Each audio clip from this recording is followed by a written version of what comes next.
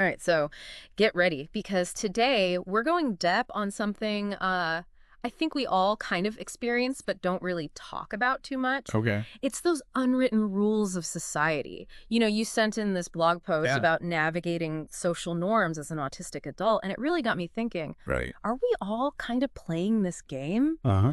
with two sets of rules?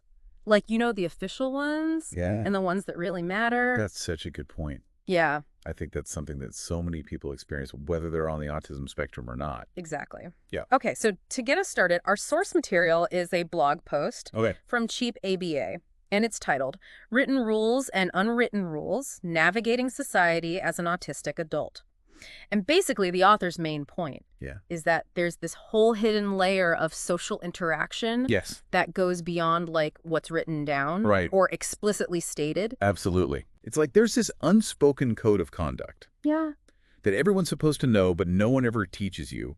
And for someone on the autism spectrum, who often thrives on clear communication and direct instruction, that can be incredibly difficult. Totally. Yeah. I mean, think about it. We have written rules for like almost everything. Exactly. Laws, traffic signs, contracts, those are all pretty clear cut. Right. But then there are all these unspoken expectations about like how to behave in different situations, how to interact with people, even what's like appropriate to talk about.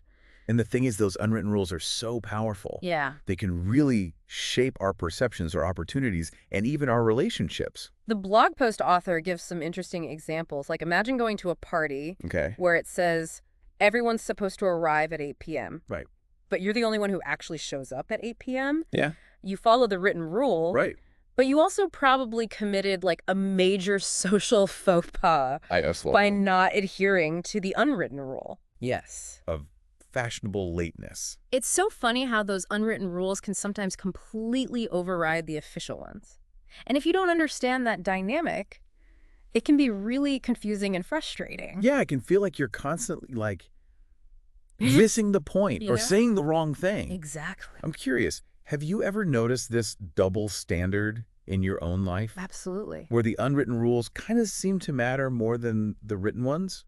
All the time. I think we've all experienced situations where bending the rules or even breaking them is not only accepted, Right. but expected. Think about unwritten workplace etiquette, Oh, yeah. for example. Like, technically, you're supposed to go through the proper channels to get things done. Uh-huh. But everyone knows there's like a faster, more informal route Right. that involves knowing the right people or understanding the unspoken power dynamics. Exactly. There's the official organizational chart, and then there's the real organizational chart Yeah. that everyone understands but no one talks about. And navigating that unspoken network can be really crucial for success. It's almost like there's this secret society where everyone knows the handshake except you. But instead of a handshake, it's like this complex set of social cues and unspoken expectations. And what's fascinating is that these unwritten rules aren't static.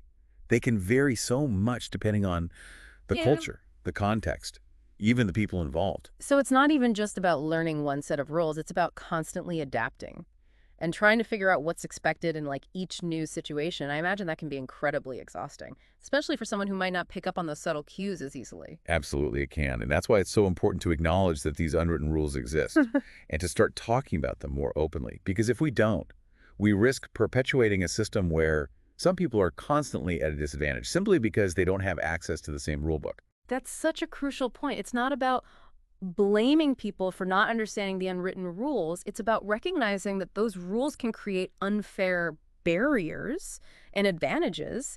And if we want to create a more equitable society, we need to start making those rules more explicit and accessible to everyone. I completely agree.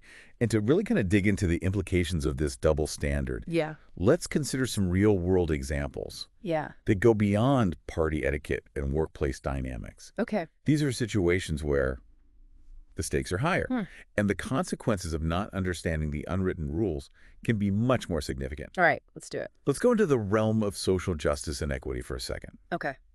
You know, we often talk about equality and fairness in terms of like laws and policies, Right. written rules, but how do those unwritten rules, Yeah. those subtle biases and expectations, really impact people's lives? That's such a powerful lens to view this through. I mean, we've made so much progress with like laws against discrimination, but the blog post really highlights how those biases can still manifest in these like subtle ways. Exactly. Think about microaggressions, for example. Yeah, They often operate within the boundaries of the written rules, but they cut deep nonetheless. totally. Like when someone clutches their purse a little tighter when you walk by Right. or constantly interrupts you in meetings, it's not explicitly illegal, but it sends a clear message. Exactly. Yeah. And it creates this constant tension for marginalized groups.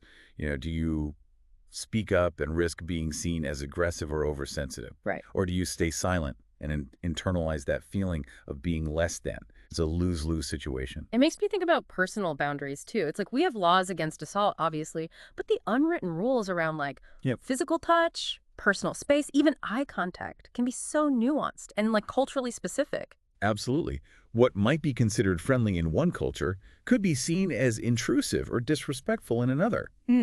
And navigating those differences, especially if you're not aware of them, can lead to a lot of awkwardness and misunderstanding. I remember reading somewhere that in some cultures, direct eye contact is seen as a sign of respect, while in others it can be interpreted as like challenging or confrontational. Right. That's a great example. And then think about how these unwritten rules around personal space might impact someone with sensory sensitivities. Oh, totally. Yeah. The blog post author mentioned feeling overwhelmed in crowded spaces. And I can only imagine how difficult it would be to navigate social situations where people are constantly like, yeah, get in your bubble. Yeah. Especially if you don't feel comfortable asserting those boundaries. And even if you do try to assert those boundaries, you might be met with resistance or even ridicule. Like, oh, don't be so sensitive, or lighten up, it's just a hug. But those seemingly harmless comments can actually be incredibly invalidating and hurtful. It really highlights how important it is to be mindful of the impact our actions have on others, even if our intentions are good, and to recognize that people experience the world in different ways. Absolutely. And that's where empathy becomes so crucial. It's about trying to understand the perspectives of others, Yeah. especially those who might have different experiences or backgrounds than our own. But empathy isn't just about feeling sorry for someone, right? Right. It's about taking action and trying to change those systems that perpetuate these inequalities. Exactly. It's about recognizing that these unwritten rules aren't just like random quirks of human behavior. They often reflect deeper power dynamics and social hierarchies. So it's not just about teaching people to decode the secret handshake. It's about challenging the very existence of that secret society. Precisely. It's about creating a world where everyone has access to the rule book and where those rules are based on Fairness. respect. And inclusivity. Wow. This conversation has been like a real mind bender. I'm starting to see the world in a whole new light. Like I've been wearing these like invisible blinders that are suddenly being lifted. I think that's the first step towards real change. Becoming aware of those blind spots and those unwritten rules that we often take for granted. But awareness isn't enough, right? Right. We need to actually like do something with that knowledge. Absolutely. So for our listeners out there, I think the question becomes, what can we each do to challenge these unwritten rules and create a more equitable society? That's the million-dollar question, and one that we'll definitely need to explore further. So we've talked about a lot here, everything from like those awkward party moments to the deeper impacts of these unwritten rules on like social justice and equity. But I think there's like one big question still hanging in the air. Hey, what's that? Well, if we're all playing by these unwritten rules, consciously or unconsciously, are they really unwritten? Or are they more like these open secrets that we just never like address out loud? I think that's such a good point. It really gets to the heart of how we learn and perpetuate these social norms. It's like we absorb them through osmosis from our families, our communities, the media we consume. So it's not even really about pretending they don't exist. It's more just like we never really stop to question them. Yeah. We just like accept them Yeah. as part of the social fabric. Exactly. And for some people, that works just fine. They can navigate these unwritten rules effortlessly, almost intuitively. But for others, it can feel like they're constantly trying to decipher a secret code. Right, and that can lead to so much, like frustration, Exactly. anxiety, even feelings of exclusion, like everyone else got the memo and you didn't. Exactly. And I think a big takeaway here is that we need to start having more open and honest conversations about these unwritten rules. We need to acknowledge that they exist and examine how they impact different people, and then decide collectively which ones we want to keep, which ones we need to change, and which ones we need to just get rid of. It's a powerful call to action. It makes me wonder, like, what would a world without these unwritten rules even look like? Would it be like a utopia with like perfect communication and mutual understanding? Or would it create a whole new set of challenges that we haven't even thought of? That's such an interesting question. I don't think there's a simple answer. Yeah. But I do believe that by now. Bringing these unwritten rules to light, Yeah. making them explicit Mm.